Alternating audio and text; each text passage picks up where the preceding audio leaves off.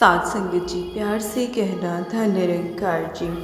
सात संगत जी दासी एक बार फिर आप जी के चरणों में लेकर आई है सतगुरु बाबा हरदेव सिंह जी महाराज की पुस्तक गुरुदेव हरदेव भाग 2, जिसका एपिसोड आज 26 है, पेज नंबर 79 है।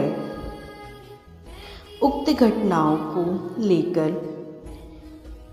एक ओर जहाँ लोगों में बहुत रोष व उत्तेजना का वातावरण व्याप्त था, वहीं दूसरी ओर प्रभु इच्छा के समक्ष नतमस्तक हो जाने वाले हजारों संत महापुरुष भी सर झुकाए अर्पण भाव से बैठे थे। वक्ताओं में से कुछ ने रोष में आकर यहाँ तक कह दिया कि हमें मात्र हमारे सतगुरु की इजाज़त मिल जाए तो हम खुद ही उग्रवादियों से निपट लेंगे। कुछ ने निरंकार प्रभु की इच्छा को सर्वोपरि मानते हुए यह विचार प्रकट किए कि संत महापुरुष होने के नाते हमें हिंसा का जवाब हिंसा से देने का अधिकार नहीं, बल्कि हम मात्र प्रभु से प्रार्थना ही कर सकते हैं कि अज्ञानता में जकड़े हुए कट्टरपंथियों को भी दातार प्रभु सुमति दे, ताकि वे मानवता प्रीत प्यार की भाषा को समझकर अपने गुरु पीर पैगंबरों का वास्तविक सम्मान कर सकें। अंत में सतगुरुदेव ने अपने प्रवचनों में फरमाया, संत महापुरुष दृढ़ता के साथ सत्य की राह पर बढ़ते चले जाते हैं। प्रीत प्यार, सहनशीलता व सद्भावना का त्याग नहीं करते, हर हाल में निरंकार दातार के साथ जुड़े रहते हैं और जुल्मों का प्रभाव ग्रहण नहीं करते। हमने भी संतों महापुरुषों की इसी परंपरा को निभाना है। लगभग 4 बजे कार्यक्रम की समाप्ति के उपरांत सभी लोग भाव विलय किंतु मौन अपने अपने घरों को लौटे। महाराष्ट्र के वार्षिक समागम में आशीर्वाद देने के लिए गुरुदेव हरदेव 21 जनवरी को दिल्ली से मुंबई पधारे। निरंकारी राजमाता जी व पूज्य माता जी ने इस समागम में संगतों को भरपूर आशीर्वाद प्रदान की। यह समागम 22-23 जनवरी को संपन्न किया गया, जिसमें हजारों की संख्या में मराठी, गुजराती, हिंदी, सिंधी और पंजाबी भाषा में महापुरुषों ने भाग लिया।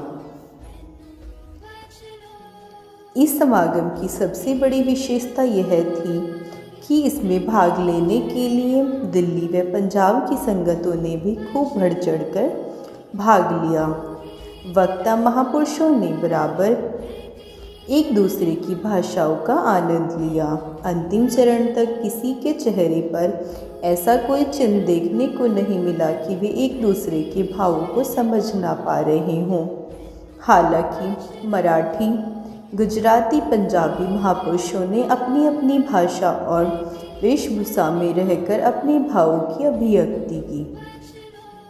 भाषाओं का ऐसा संगम देखकर अनायास कुछ जागरूक संतों के मुख से निकलते सुना गया कि यह कार्यक्रम विविध भारती का जीवन रूप है। गुरुदेव हरदेव ने अपने प्रवचनों में निम्नांकित 2-3 बातों पर विशेष बल दिया। आज इंसान भूलवश ये समझ बैठा है कि पदार्थों से सुख प्राप्त होता है। वास्तव में सुख पदार्थों से नहीं मिलता। हाँ, थोड़ी देर के लिए भ्रम अवश्य हो जाता है। आज का मानव अभिमान के चंगुल में फंसा है।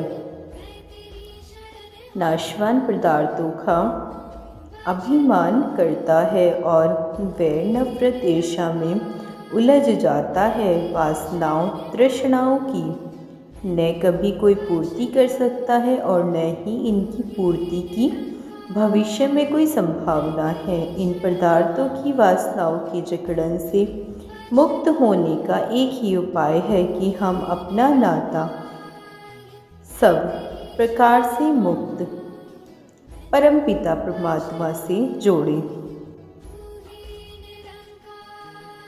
समागम की संपन्नता के पश्चात जैसे ही गुरुदेव हरदेव चैम्बूर स्थित निरंकारी सत्संग भवन में पधारे तो वहाँ कुछ पुलिस अधिकारी और कुछ समाचार पत्रों ने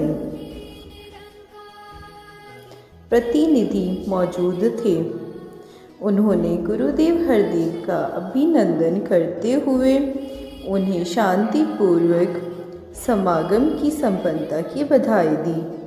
वहाँ के एक समाचार पत्र के प्रतिनिधि ने गुरुदेव के समीप जाकर कहा कि बाबा जी, आपने पिछले 2 साल में 3 प्रवचन किए हैं। मैंने तीनों प्रवचनों को बड़े ध्यान से श्रवण किया। मुझे जहाँ आपके विचारों को सुनकर खुशी हुई है कि आप आध्यात्मिक जगत में एक नई जागरूकता को जन्म दे रहे हैं, वहाँ मुझे बड़ी हैरानी भी हुई कि आपने अपने साथ वर्तमान में हो रहे घातक कृत्यों का जिक्र तक नहीं किया।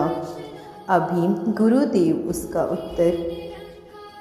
कुछ उत्तर देते कि किसी अन्य समाचार पत्र का प्रतिनिधि बोल पड़ा, मुझे तो लगता है कि ये धर्म भीरू लोग हैं, इसलिए धर्म के सिवाय किसी और विषय की चर्चा करना उचित नहीं समझते। पहला प्रतिनिधि फिर बोल पड़ा, मुझे तो लगता है कि डर के मारे इस घटना चक्र की चर्चा नहीं करते ताकि कहीं फिर और कोई उपद्रव न खड़ा हो जाए। धन्य है गुरुदेव जो बड़े बड़े से हर्ष भाव से उनके भाव सुनते रहे। जब वे मौन हो गए तो गुरुदेव ने बड़े सरल भाव में फरमाया, आपके मन में इस प्रकार के भाव का उदय होना स्वाभाविक है। इस युग में लोग ईंट का जवाब पत्थर से देने के समर्थक हैं, परंतु संत मत वालों ने कभी भी इस प्रकार की नीति का अनुसरण नहीं किया। संत मत सदा से यही सिखाता आ रहा है कि आप बुरा करने वालों का भी भला मांगो, बुराई को कुरेदने की बजाय उस पर मिट्टी डालो। गलत कृत्यों की चर्चा करके उनकी महत्ता बढ़ाने के सिवाय और कोई फल नहीं निकलता। वैसे भी हमारा सोचना है कि दुष्टों के दुष्ट कृत्यों को दमन करने का काम हमारा नहीं, बल्कि देश में कानून व्यवस्था बनाए रखने वाली मशीनरी का काम है। आप देख रहे हैं कि ये पुलिस के अधिकारी और नौजवान बड़ी मुस्तैदी से इस जिम्मेदारी को निभा रहे हैं। हमारा तो मत है कि संत संतों वाला काम करे और सरकार वाला काम करे। साथ संगत जी, आज के लिए इतना ही। प्यार से कहना, धन्य निरंकार जी।